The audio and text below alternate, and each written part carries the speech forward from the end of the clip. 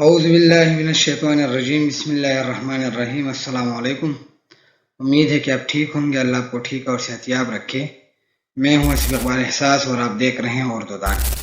آج ہم جماعت ناہم میں احسان دانش کی ایک نظم دی گئی ہے آزادی، تو اسی نظم کا پہلا شرح ہم پڑھیں گے اور اس کی شرح کرنے کی کوشش کریں گے۔ تو نظم ہے آزادی، شاعر جو ہے وہ اس کے نظم کے شاعر جو ہیں وہ احسان دانش ہیں اور یہ جماعت ناہم میں دی گئی ہیں۔ اب آ جاتے ہیں شعر کی طرف۔ شعر نمبر 1: عبادت ہے سراپا جذبہ تعمیر آزادی، عبادت ہے سراپا جذبہ تعمیر آزادی، شہادت مستقل ایک سرخی تحریر آزادی۔ اس میں تعمیر اور تحریر قافیہ ہیں اور آزادی جو ہے وہ ردیف ہے۔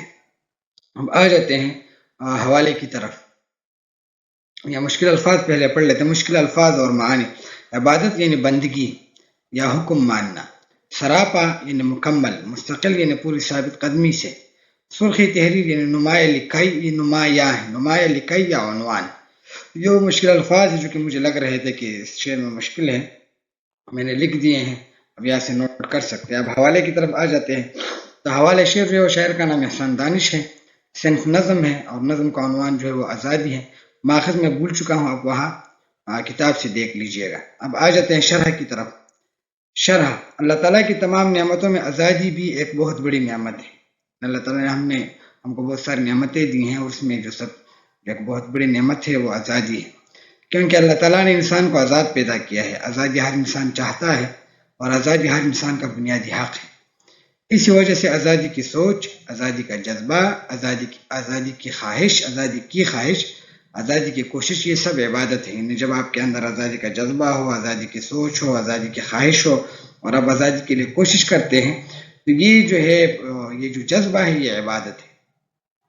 شاعر کہتے ہیں کہ اگر آزادی کی کوشش میں جان چلی جائے تو یہ بالکل گھاٹے کا سودا نہیں ہے۔ اگر آپ آزادی حاصل کرنا چاہتے ہیں اور اس میں آپ کی جان چلی جائے تو یہ نقصان کا سودا نہیں ہے، بلکہ اس میں بالکل نقصان نہیں، بلکہ شہادت کے مرتبے پر فائز ہونا آزادی کی قیمت ہے۔ یعنی جب آپ شہید ہوتے ہیں تو آزادی مل جاتی ہے، یعنی آزادی کے لیے شہادت جو ہے وہ ضروری ہے، اور آزادی کے لیے لڑنے والوں اور جام شہادت نوش کرنے والوں کے نام سنہرے حروف سے لکھ کے جاتے ہیں۔